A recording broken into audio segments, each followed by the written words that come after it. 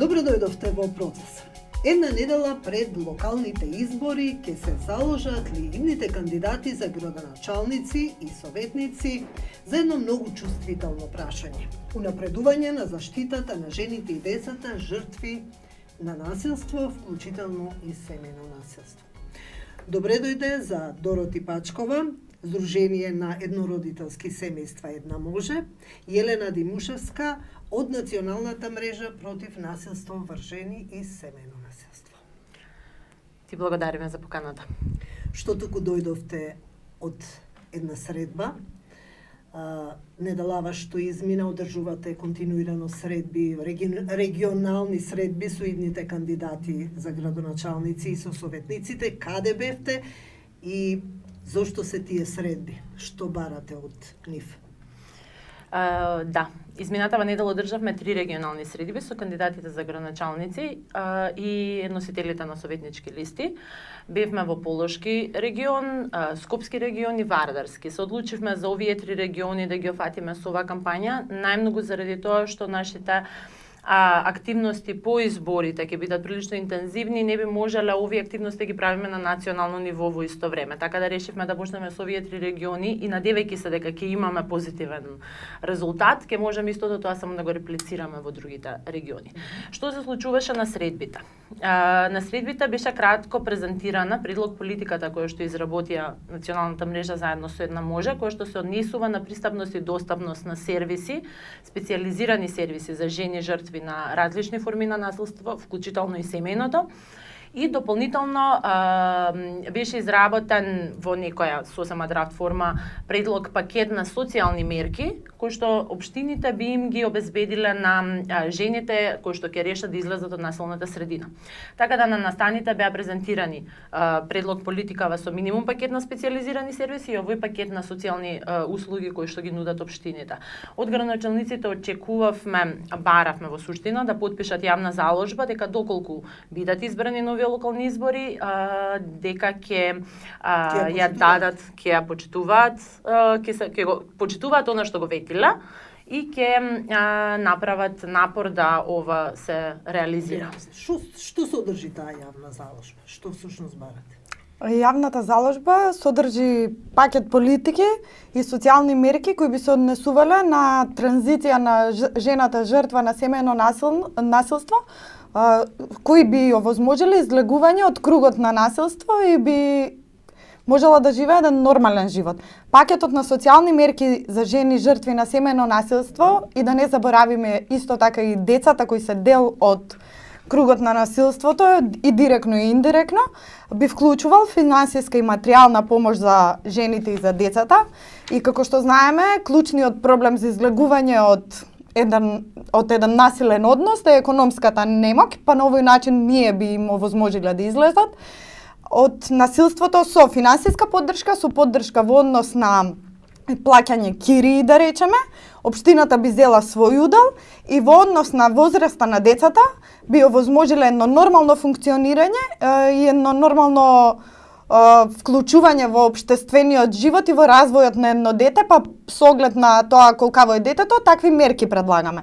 Секоја мерка ќе биде индивидуализирана, ќе биде креирана според потребите на конкретната жртва и на точно на низините деца. Така, ако има жртвата деца на возраст кога би требало да посетуваат градинки, државните јавни установи бесплатно би ги згрижиле и примиле децата на жртвата, доколку жртвата има деца на возраст во основно училиште, тие би го посетувале основното училиште со можности за целодневна настава, каде хранарината би била покриена од страна на општината.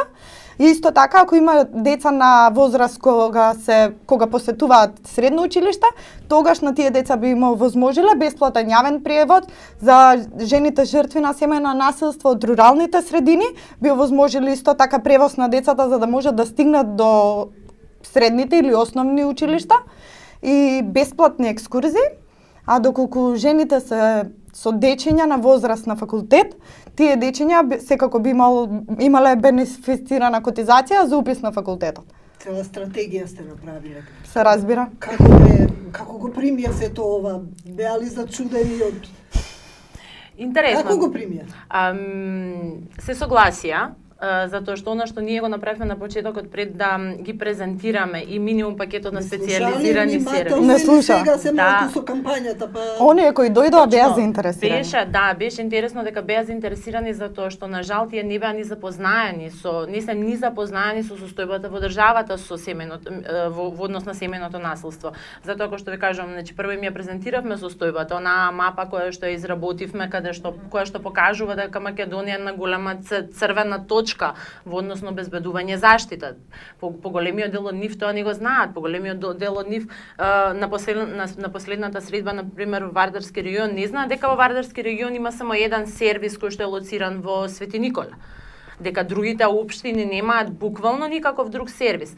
Така да беа изненадени и покажаа заинтересираност да доколку бидат избрани да се заложат и вистински да превземат чекори за да се подобри состојбата. Дури и од Скопскиот регион и после средбата не контактираа со на пример побарување да им доставиме конкретни мерки кои би можеле да ги направат за жената жртва која би се одделила од насилното семејство и која понатаму би останала како самохрана мајка. Па беа заинтересирани во тој поглед да ги решат и тие проблеми, што е супер изненадувачки за нас. Ги обврзува ли оваа заложба нешто или ова е само Декларативно е подпишана и ги обврзува со тоа што ние секогаш во иднина ќе можеме да се повикаме дека тие самите ставиле свој подпис каде што сакаат да работат на еднаков свет за сите нас. Ова не е правно врзувачки документ нормално, но е ветување. Да. Па така да секој од нас кога ветува нешто треба да се потруди да го исполни, без разлика дали се наоѓа во предизборна кампања или во секојдневниот живот, нели сите пробуваме да си ги исполниме ветувањата, така да ние се надеваме и очекуваме, секако ќе ги потсетиме на она што го ветила, па се надеваме дека ќе си го исполнат ветувањето. Имам тука една поголема листа кој се дошол, денеска не знам, бевте во Вардарскиот регион, кој се подпишал, кои не подпиша, кои не дојдоа? Кои кандидати и кои партии се? Така. Мешани се партиите, не би сакала да ги издвојам. Оно што беше интересно, што би го напоменала во овој момент, е дека во Полошки регион ниту еден од кандидатите од Боговиње и Врапчиште не се појави, а во Скопски регион ниту еден од кандидатите од Рачиново, Сарај, Студеничани, Чучер Сандево и општина Карпош не се појави да подпише заложбата. Значи, од ниједна партија, ниту еден од кандидатите од овие општини кои што сега ги набројав не подпиша заложба. Во другите општини различен е бројот, оно што не сакаме сега во моментов да го кажеме, ние ги објавуваме на Facebook имињата на кандидатите кои што подпиша и кандидатките, после секоја средба во секој регион ги објавивме на Facebook. Оно што сакаме да го оставиме како можност и во теков на оваа следна недела до петок пред избори, да оние кои што од оправдани причини, претпоставувам дека имаат многу активности во рамки на своите кампањи, не успеале да се појават на средбите кои што ги организиравме, да не исконтактираат, да дојдат во нашата канцеларија и да ја подпишат заложбата долку се интересираат. Уште отворена таа можност, има ли некакво образложение зошто не дошле? Немаше. Од ниеден од кандидатите кои што не се појави немаше образложение. Имавме двајца кандидати во Полошки регион кои што потврдија, но не се појавија, но потоа ни се јавија и ја подпишаа заложбата, иако не дојдоа сами, не дојдоа конкретно на настанот, точно на настанот. Така да таа опција, без разлика што другите не добивме образложение, ја оставаме отворена до петок и потоа ќе ги објавиме листите и на тие што подпишале и на тие што не подпишале, затоа што повторно морам да потсетам дека 50% од жителите на секоја општина се жени. Кога жените ќе одлучат за кого да го дадат својот глас, треба да размислат што тој иден градоначалник ќе направи за нивното добро, затоа што можеби ако самата жена таа не е жртва, можеби некој од низината блиска средина, семејство или пријателки се жртви. Својот глас треба да го даде за тој некој кој што ќе или таа некоја кандидатка која што ќе се погрижи за да обезбеди заштита, за жртвите во моментот на насилството и секако понатаму ќе даде поддршка за таа жена да излезе. Ова што Дороти до сега го збореше е многу важно, затоа што ние како невладина секојдневно се запознаваме со жени кои што сакаат да излезат, но нивната економска немоќ не им дозволува да го напуштат домот. Минатата година во рамки на кампањата на мрежата зборувавме за потенцијалот жените жртви на семејно насилство да станат бездомнички. И тоа е многу голем, затоа што тие најчесто се враќаат кај себе. Ако општината не има возможи сигурно домување, ако не има возможи сигурно домување, како ние очекуваме таа жена да замине со своите деца и каде да отиде, на улица? Општината мора да преземе одговорноста за тоа и секако заедно со Министерството за труд и социјална политика. Јас не сакам да ние тоа го зборувавме на средбите, ние не ја префрламе целата одговорност на локалната самоуправа, но мораме да ги подсетиме дека тие според законот за спречување заштита и превенција, спречување заштита од семејно насилство, локалната самоуправа ги има истите надлежности и обврски и како националните институции. И е исто така државен апарат кој конечно се надеваме дека ќе почне да функционира. Значи, во суштина, ние бараме соработка помеѓу Министерството за труд и социјална политика, локалната самоуправа и никош да не го заборавам бизнис секторот, кој што може исто така да ја покаже својата општествена одговорност и да се вклучи барем во овој првичен процес на воспоставување. Затоа што воспоставувањето на сервисите започеток е огромна финансиска побарувачка бара. Тука сте и вие како невладен сектор кој што ќе им кажете на сите проблеми. Како тоа? Дали во периодот што измина сте се обратиле кај некој од градоначалниците, имаше ли некој слух за некоја одредена потреба? Знаеме каква е ситуацијата и со шелтер центрите и со ние како мрежа не. Јас се сеќавам за такво нешто. Една може како единствена активна граѓанска организација за унапредување на права на родителските семејства на своите почетоци се обраќаше до градоначалниците и општинските татковци, но за жал тие не беа отворени да не слушнат. Сега, посебно пред избориве, малку се менуваат работите, па самите ни оставаат своји контакти и ги бараат нашите експертски совети за тоа како треба да се постапува со нашата целна група. Ќе видиме како ќе биде понатаму. Ние како мрежа оваа година, измината 2017, не работевме на тоа поради сите политички случувања. Претходните 2 години работевме конкретно со градоначалниците од локалната самоуправа, Вардарски, Полошки региони, не случајно се тие избрани. И кај луѓето вработени во општините и во центрите и во самиот состав на општината имаше голем интерес за унапредување на сервис, на пристапот до сервиси. Така да и оттаму почнавме малку поконкретни активности да развиваме предлог политика како тоа може да се напред. Значи, кој е во суштина нашиот предлог? Сите од овие поголемиот дел од овие општини што се во рамки на пример Полошки и Вардарски регион се премногу мали за сами по себе да го обезбедат тој минимум пакет. Значи, многу ретко некој од општините да има средства да отвори и шелтер, и кризен, и советувалиште сама по себе. Нашиот предлог е на регионално да се солидаризираат. Да, и во зависност, во суштина, во зависност од големината на општината и буџетот кој што го има, сите да придонесат финансиски за тој шелтер кој што ќе се отвори да биде одржлив. Значи, затоа што нашата идеја не е да отвориме нешто за кое што не можеме да гарантираме дека после 2 години ќе има средства да работи. Така да, ако тие ја направат оваа заедничка соработка и имаат таква можност да сите различно придонесуваат кон тој заеднички буџет за минимум пакетот на сервиси, тоа може да биде одржливо со години натаму. И ако воспоставиме добра пракса во таргетираните 3 региона, ќе можеме понатаму да го имплементираме на сите места во земјава. Имате ли сознание дали некои од идните кандидати имаат во своите програми вакво нешто слично, советувалишта, бесплатна правна помош или шелтер центар или не знам, било каква форма со која што ќе се заштитат жртвите од семејно насилство? Спомнато е, нафрлена е проблематиката, отворена е можност да се работи на истата, меѓутоа конкретни мерки никој мислам дека нема. Не се сетил никој да нешто конкретно предвиди. И оние што, мислам, тоа е толку незначителен број на кандидати кои што во својата програма и ова што го спомна Дороти го нафрлаат како проблем, го спомнуваат, да речеме, тоа е толку мала бројка што не дека не вреди да се спомне, но сепак не е доволно. затоа што од вкупен број на 62 кандидати за градоначалници за град Скопје и општините што влегуваат во Скопски регион, ние имаме дали 4 или 5 кандидати кои што зборуваат за семејно насилство. Без разлика за кој дел од проблемот, но само 4 или 5 кои што го спомнале тоа. Каде се останатите?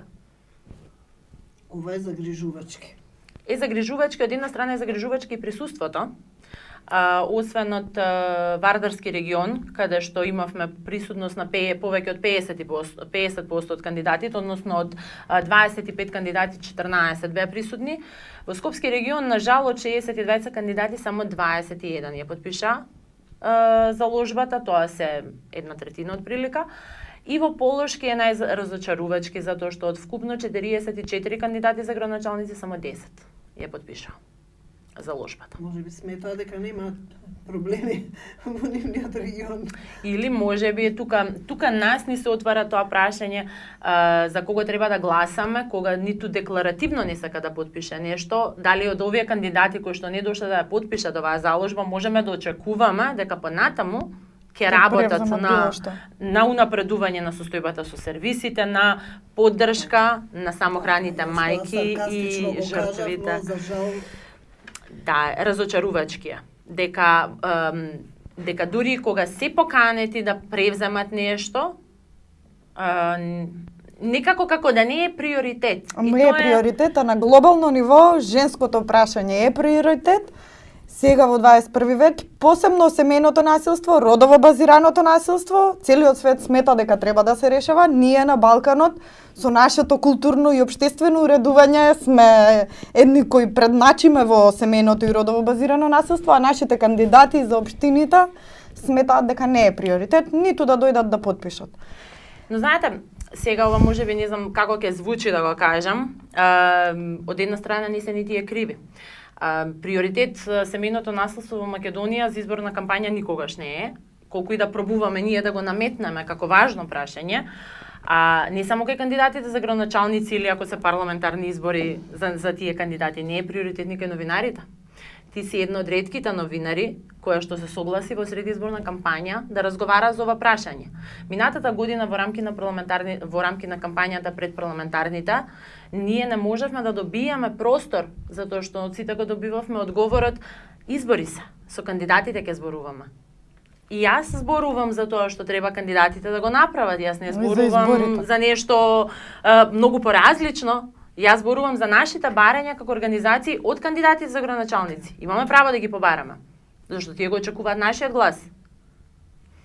Така да, знаете, кога ќе ја земете целата слика, на никого не му е приоритет ова прашање, а секоја трета жена е жртва на физичко насилство, секоја пета жена е жртва на сексуално насилство, и ако земеме во предвид дека сите овие форми на насилство оставаат последици не само врз жената, врз незиното семејство, врз незините деца, врз незиното понатамошно функционирање, како единка која што треба да придонесе во ова општество, ама и општеството треба да помогне на неја за да биде тоа што максимум може да биде.